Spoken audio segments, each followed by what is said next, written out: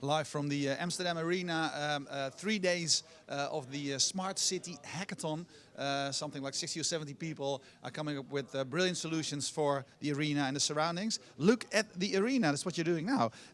During the past couple of days, there were, it was packed with people having fun with the toppers. Yeah, there are people having fun with the toppers. And next weekend, Ajax is playing here again, so that's what they're doing now here, getting the grass into the arena again. And that's not that doesn't grow, but grass is what you lay. Look at the people doing that. But of course, that's not why we're here. We're going to see what the teams are doing, what they're thinking of, what they're going to build in the 3 days over here, because they have to come up with a working product Thursday. Well, let's look over here.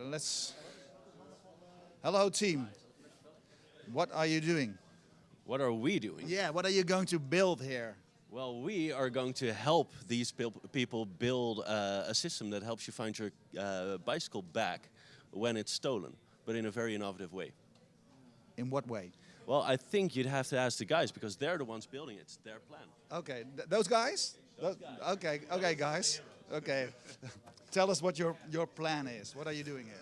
Yeah, so we want to integrate like these trackies, like the beacons, into bicycles. So if your bike is stolen and somebody else walks past your bike, it will trigger like a signal. Okay, this bike is stolen, and you will get a message. Somebody here found your bike. So then you can go to the place, and we're thinking about a reward system. Like, okay, if somebody finds my bike, I will pay 10 euros. I don't know. Yeah. So then it will be like community driven and yeah.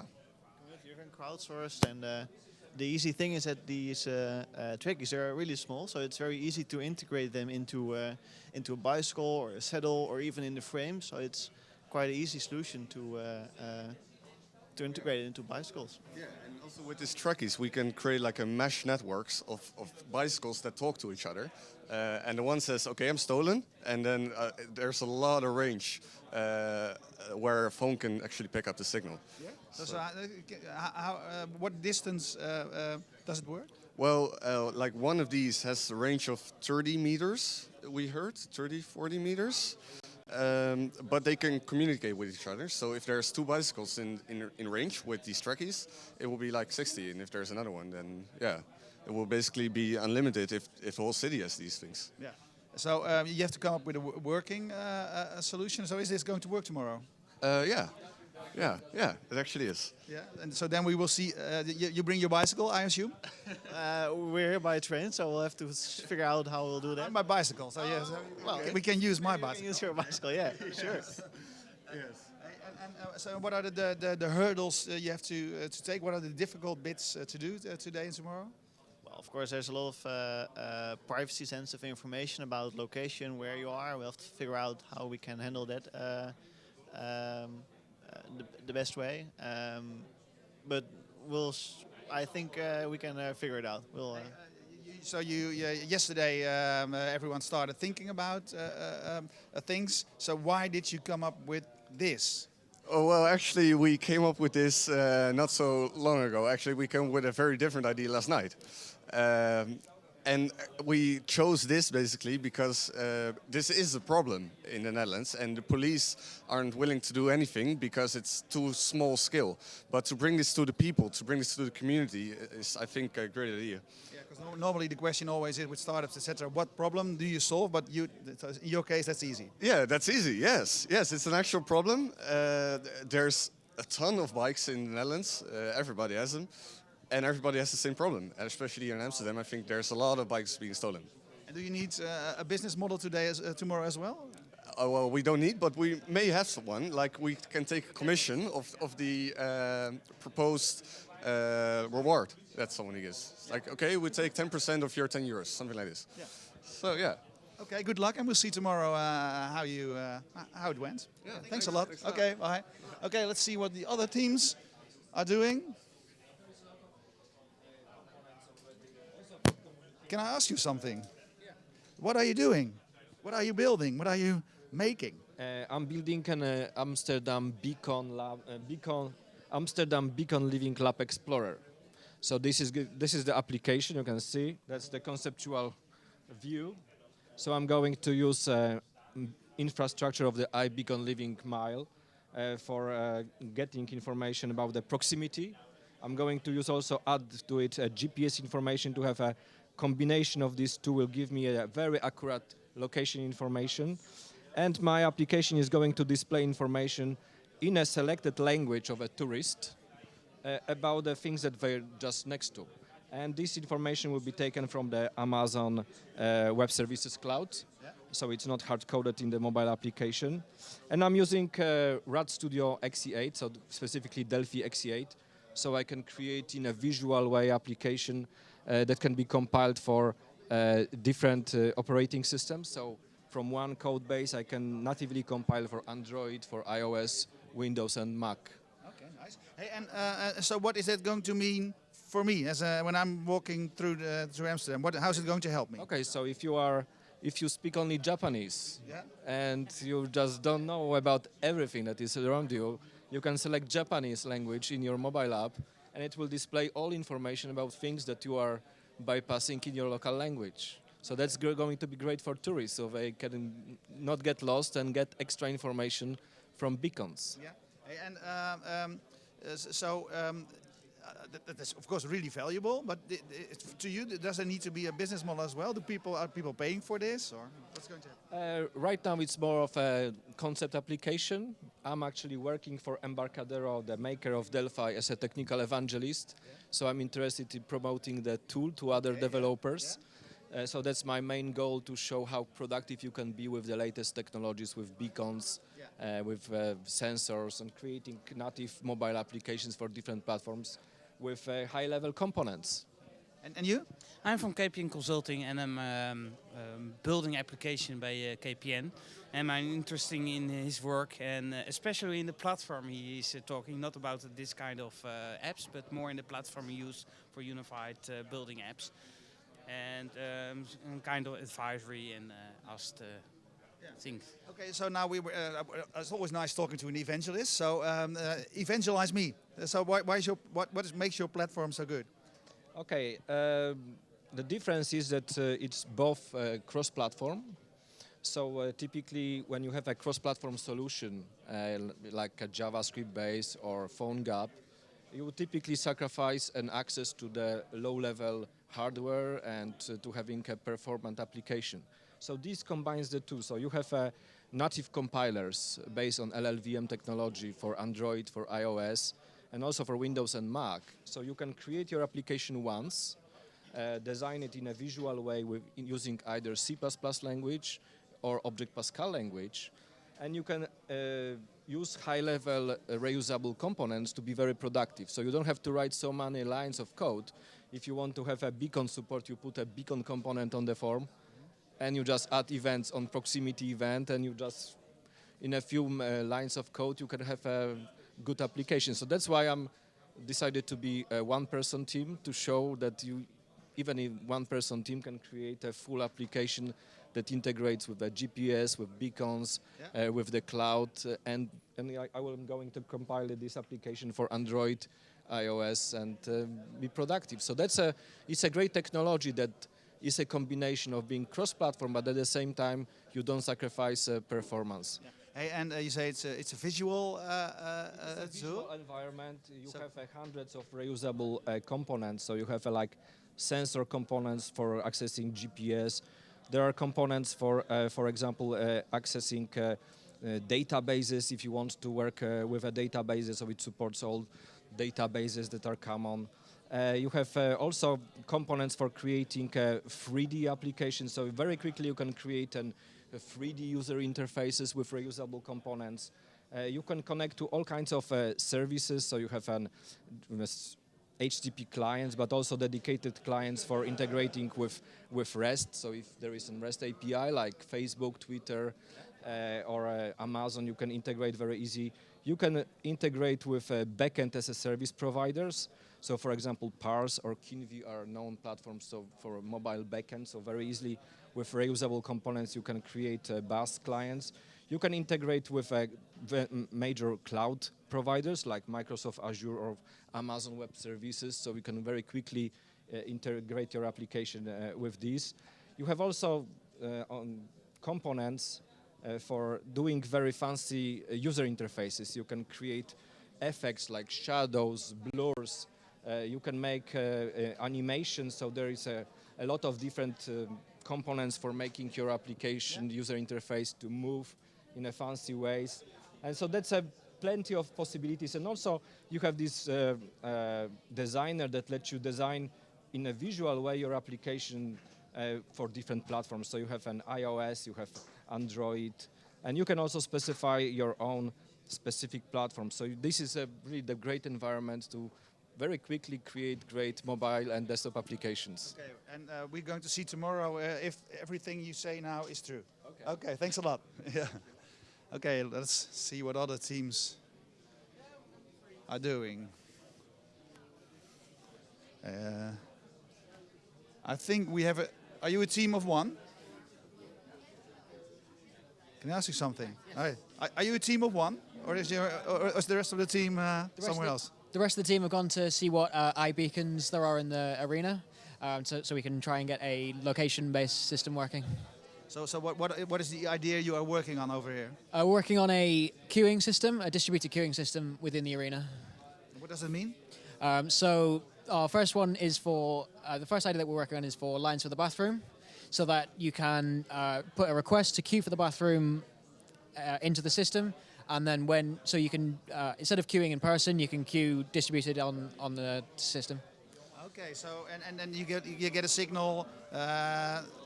So if the... Yeah, exactly. So when the system says that you're top of the queue, you get a unique code which allows you to use the bathroom without queuing. Okay, so you don't have to be there physically, but you only have to go there when your time's there. Yes, that's it, exactly. Okay, well that's and what are the problems you have to solve to get this going for tomorrow? The main problem is just the short amount of time. There's also lots of problems around trying to work out the quickest route within indoor mapping. So we're going to try and get work on a way of sending people to the correct bathroom with the shortest queue and the shortest walk time, and how do we optimize for both of those things. And why did you decide to do this? Is that a problem you see yourself when you go to events? I didn't, but the girl on our team definitely did. Apparently it's much worse for the girls' bathrooms than it is for the guys. Yeah, okay. Well, that's nice. And so is it going to work tomorrow? Hopefully. So can you sleep tonight? We'll see later on if I can sleep, but hopefully if we get it all done early on, then we can have some time to relax. Okay. Good luck, and speak to you later. Okay. Hard work over here. What are you working on? No, it's top secret. We won't tell it anyone. And of course it's not about the idea, it's about the execution. And you're really good. You're the best in execution. So you can tell me. Now we have good idea, innovative, and we are now looking how we can implement it. Yeah, but now you haven't said anything. So what is it? Now it's about energy. It's about energy. Okay, we've got that. And then energy. Okay. It's about the usage of using energy in a smart and efficient way. So we have an innovative idea about it. So and the idea is sort of globally that we use the people to deliver the energy. That's basic, and I cannot say anything more. Why not? Why are you so secretive? No, it's but we want to keep it as a surprise for the presentation, of course. So we are still working on it, and if you're really curious, then you have to come to the presentation. Well, we will be there, but we like to follow what you're doing. So how can prove us that you have something more of? It's about energy and people. That's nothing. No, it's a combination. It's Yeah, you come on. You tell me something. I mean, it's okay to share some ideas. I mean, we believe in our own strength, but you can see it this way: electricity as a currency. So people will come here with their fully loaded cars, and these cars have massive capacity, energy capacity, and this energy is worth a lot of money, especially for the arena during when there's no sun or the electricity is really high, the price really high. You can unload your own electricity from your Tesla and donate it to the arena, and you get a lot of maybe discount on your ticket, or you get a free Unox broodje of 5 biertjes en mag niet meer terugrijden, maar zeg maar, you get the point. Zeg maar, the idea is to because the arena wants by the end of 2016 we want to have no emission, no CO2 emission, we want to be neutral. So I think if we can, if the visitors of the arena can help the arena with accomplishing that, that's something we're trying to fix. We're trying to come up with. So you all brought your Tesla so you can show tomorrow? Well, of course, I mean, there are maybe a couple people now, but maybe in 5, 10, 15 years, maybe 20% of everyone is riding a Tesla. So I think it's something for the future. I mean, we are really innovating here. So what you need to do then is, I assume, so can I then with my Tesla say, well, I need at least so much energy to get home tonight, and the rest of it, well, you can do something. On forehand, we have a kind of prediction, what the forecast will be, the forecast prediction, weather forecast, and then you get a notification maybe a week in front, hey, you're going to this event. Do you want to get your car fully loaded? We take maybe 30-40% of it because we need it, and we can give you this discount, or we can give you this kind of product, or I don't know. It's kind of both ways win-win, because on the one hand you benefit your visitors, and the visitors get stuff of being part of the green footprint they are trying to accomplish. You need a working model tomorrow. How are you going to do that? We're first doing a lot of data reading and trying to combine all the API endpoints, and we combine it into a dashboard, and then maybe you think of a consumer app as well. So it's for arena and for the consumer. Okay, good luck, and thanks for sharing the idea. Okay, next over here. A lot of hard work going on. Well, empty screens so far. We don't have internet. You don't have internet. Oh, that's all. Yeah, that's all, of course, but it's not good. No. Hey, and what is the idea you are working on? It's secret. Oh, again, come on. You will see tomorrow. Yeah, no, I'll explain you. It's not about the idea, it's about the execution. So don't be afraid to share a little bit more of your idea. At the right time. At the right time. Yeah. Come on. This is the time of openness, the time of working together. And you're not willing to tell me a little bit more? Yes, I can tell you that it's a fun app. It's about taking pictures and doing cool stuff. Yeah. Improve the fan experience of this stadium. That's the main aim of this app. Okay. So we are still working on different aspects on this, and we'll see if we can come up with really cool stuff. And but I'll come back later, and then I need a little bit more of your idea, because this is not good enough. It's not good if it's not well defined yet, so we will tell you more later. Okay, I'll see you later, and good luck. This is a really hard-working team. Hello. What are you working on? We are trying to find out which of our ideas is the greatest one. Yeah, We have like a lot of them, just trying to find which one is the best one, right? So tell me about one that you're not going to work on. Yeah, we definitely not going to work on the one that is trying to show you where are all the tourists, so you can avoid them, right? Yeah. Yeah, that was one of the ideas, that we will have application which will display you where all the tourists are, but no, we are not going for that one. So not avoid the tourist app. That's not going to happen. So what is a good one that is still possible? We are trying to work out something with charging the cars, parking lots, and commuting. You know, because there are certain parts of the town which are lacking parking spots, and on the other side there are certain parts where there's a lot of parking spots.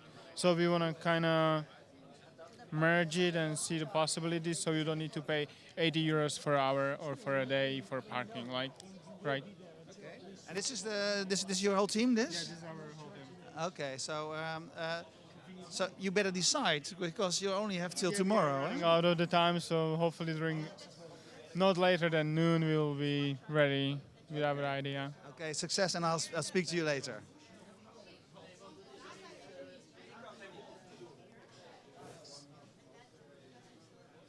So what are you working on? Hey, Hello, hi. How are you doing? Well, we've got an idea the basic idea is to get citizens of a city involved together to build something good or something awesome, a good initiative that they can do together.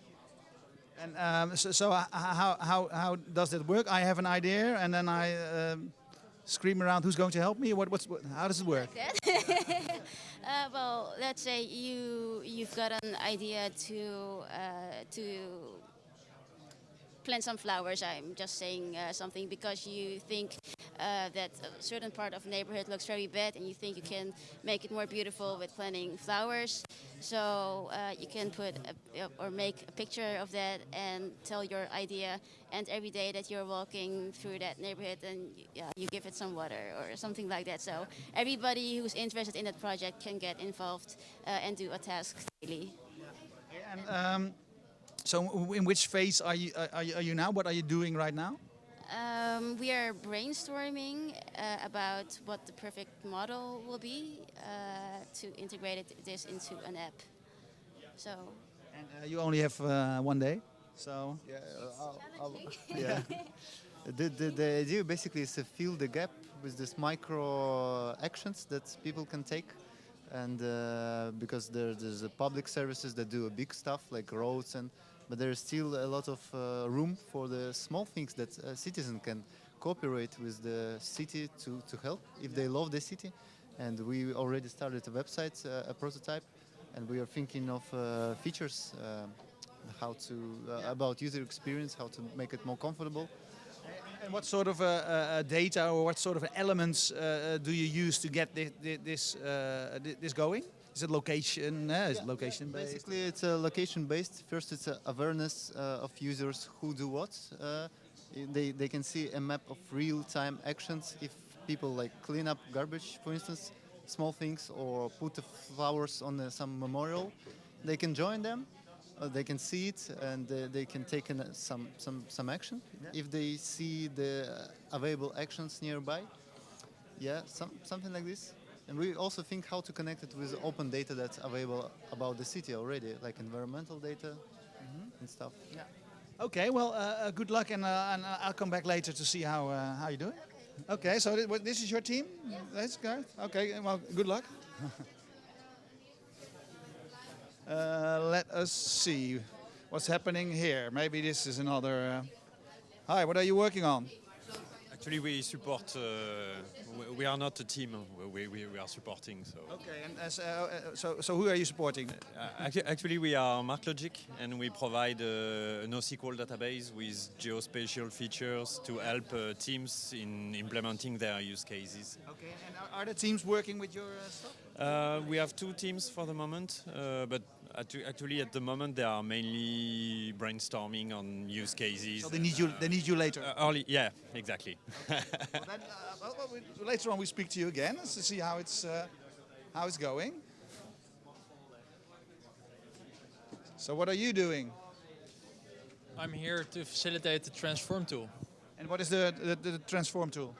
It is a decision support tool for local governments to see the effects of their measures that they want to implement to lower the CO2 in cities, in their city. And how does it go? So, yeah, I can show you. Eén momentje, heeft even wat tijd nodig. Is this you? This is me, ja. So you work for Accenture? Ja. Okay.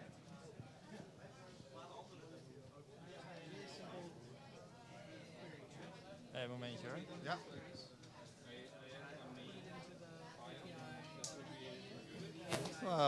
It's no problem. We just wait. We have all the time, and we look at what they're doing over there, so see if get more greener every minute, every hour.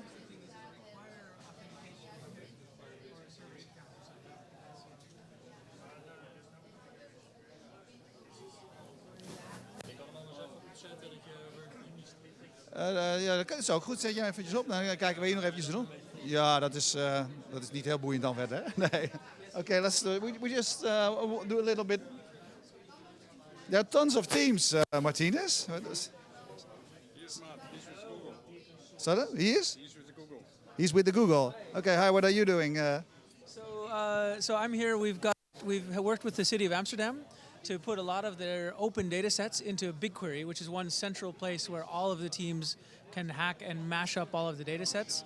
So what I'm doing right now is working with Powell from Embarcadero, and we're trying to figure out how to get the BigQuery queries that he wants to run embedded into his applications. Okay. So that he writes some cool software. Actually, he writes a tool for developers, and he wants to make sure those developers can use BigQuery in his applications. Yeah.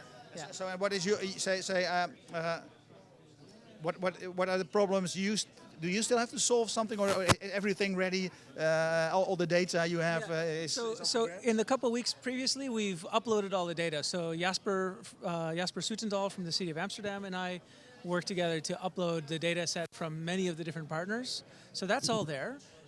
Because we didn't want anything to slow down the hackers. Yeah. So now all they need to do is go to this web console and write queries to explore the data. And once they have queries that they like, they need to embed those results into their application. So I'm here to help them with both of those things. And have you already heard of what of the stuff they are doing? Do you know anything of it? Well, let's see. Powell is working on a bit more generic connecting these open data sources into his application so that anybody who uses his tool talk to these data sources. Let me think. This is going to require some editing because I have to do some thinking. That's no problem. I know that there are some teams exploring matching up the Power Matcher data, which is every 15 minutes the wholesale prices of energy over the year 2014, to other factors to figure out what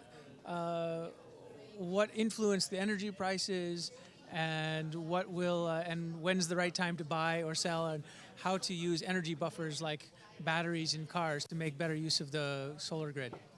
And if you would have joined a team yourself, what would your starting point have been? What problem you'd like to solve yourself? For me, I'm actually pretty excited about the data that Power Matcher brought, and I think it's really interesting finding ways to make better use of that solar panel grid, which doesn't match the demand and supply of our traditional power. I think it's a really exciting thing to be playing with. Yeah? Okay. Hey, thanks a lot for now, and we'll speak to you later. And we're going to go back here. So, the city of Amsterdam. Right, yeah, you have the map over here. And this, so who's using this tool at the moment? It's the city of Amsterdam, the board, kind of. So let's see. I'm the governing body, and I would like to see in Eastern Amsterdam what is their consumption of energy. You can easily click away. It's really easy to use. Let's see.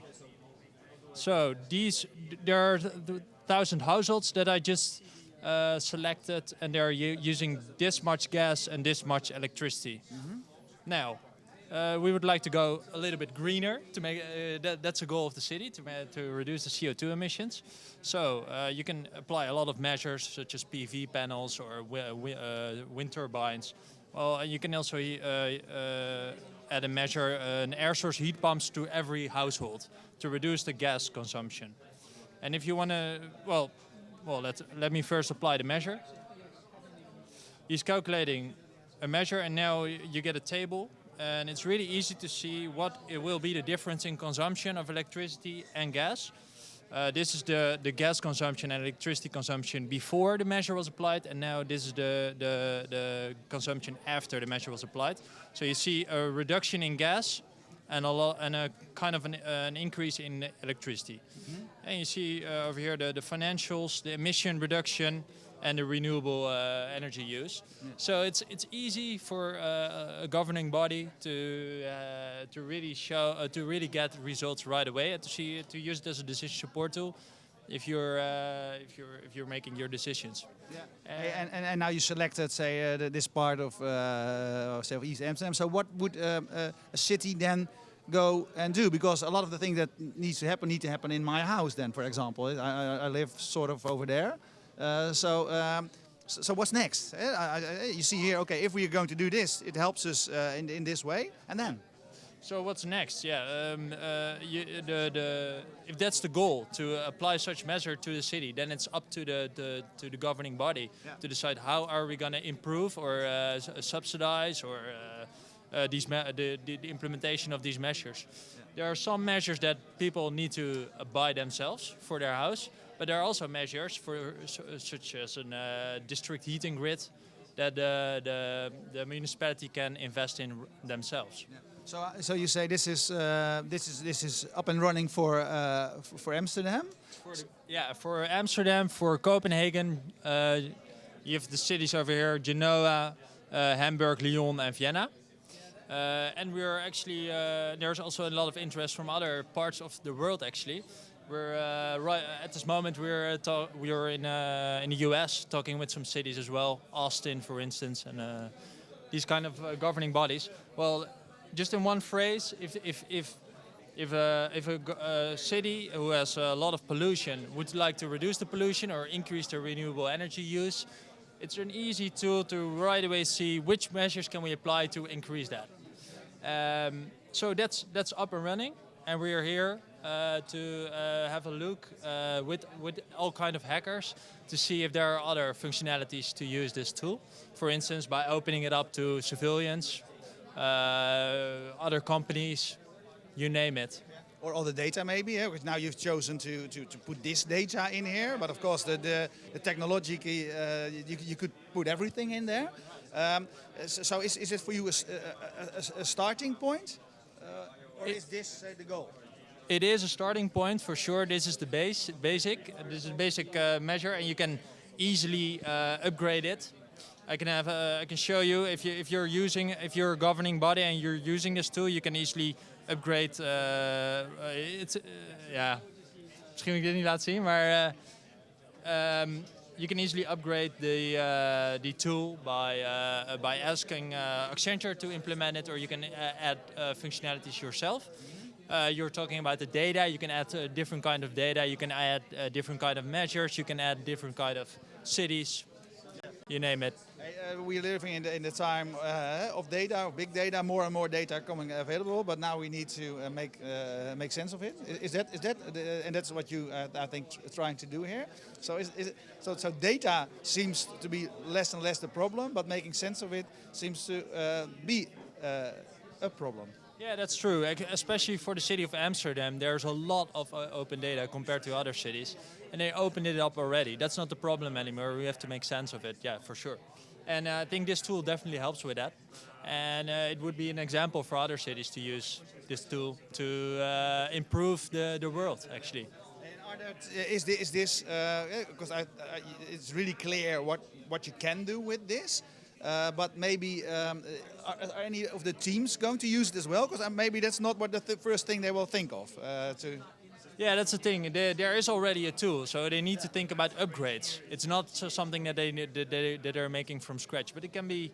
We'll see. I saw some people who would like to connect different data from PV panels and the use of electric vehicles, for instance.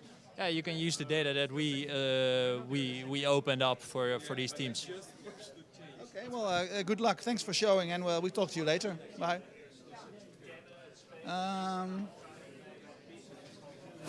Let me just ask the beacon guys what's. I'll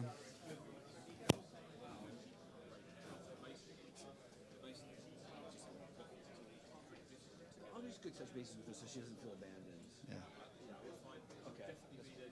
friends. Uh-oh. How are you? Yeah. You as well, yeah.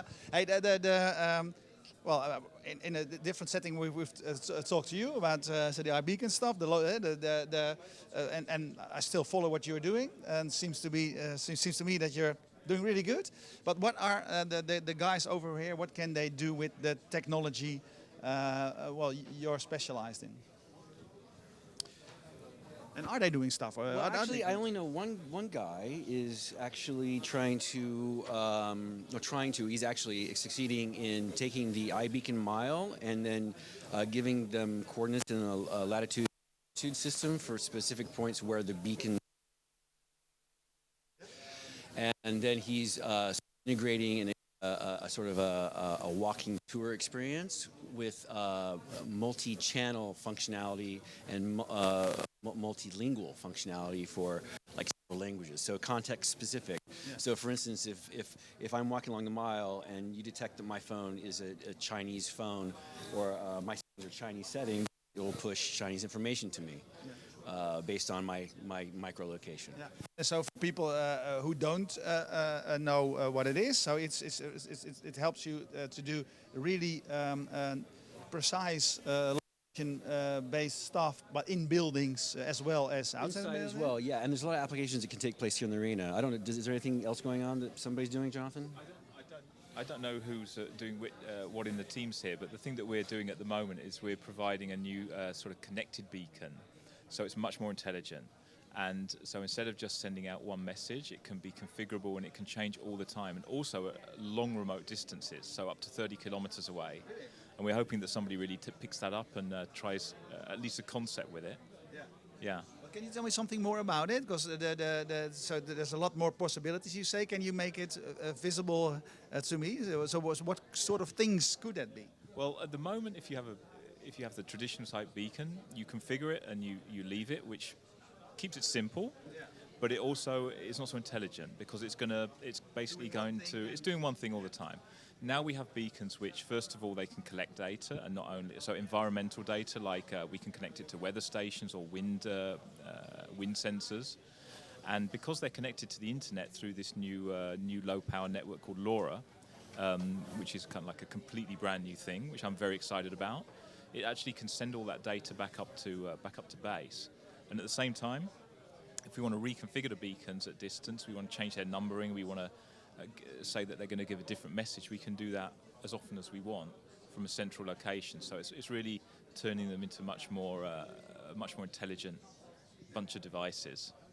So that's going really fast then, the development in this field from stupid technology to smart technology. It has to be.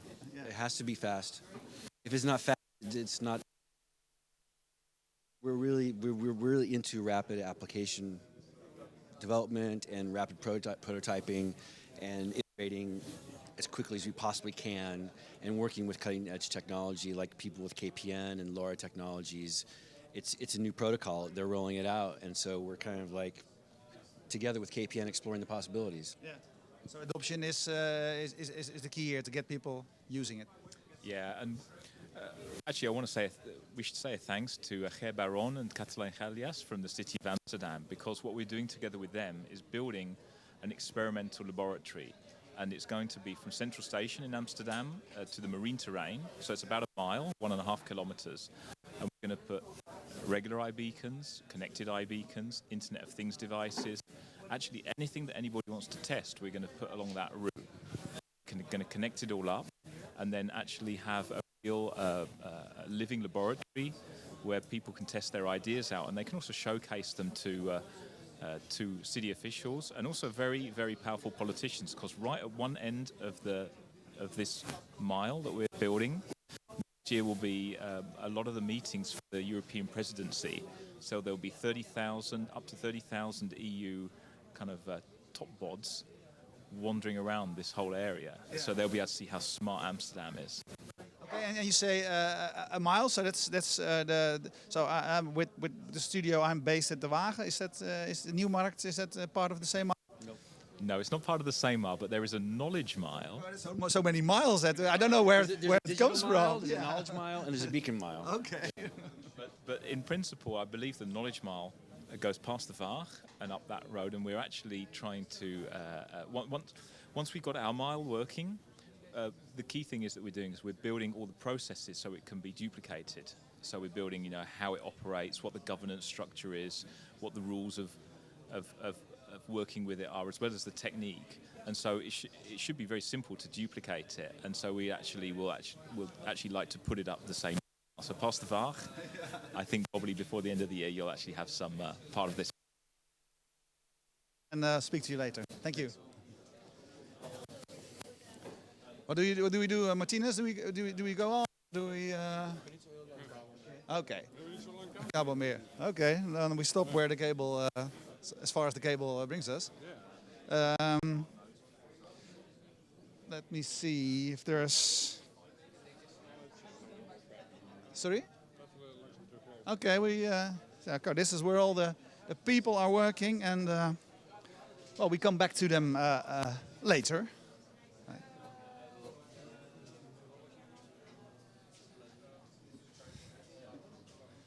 Did you already make your decision? Do you already know what you're going to do?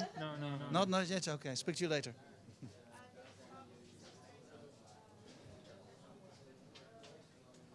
Lots of people working. We see what here, resource requests.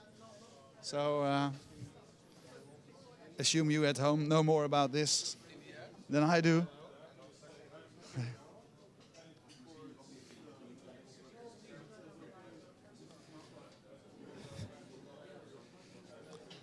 Okay, so far, this round.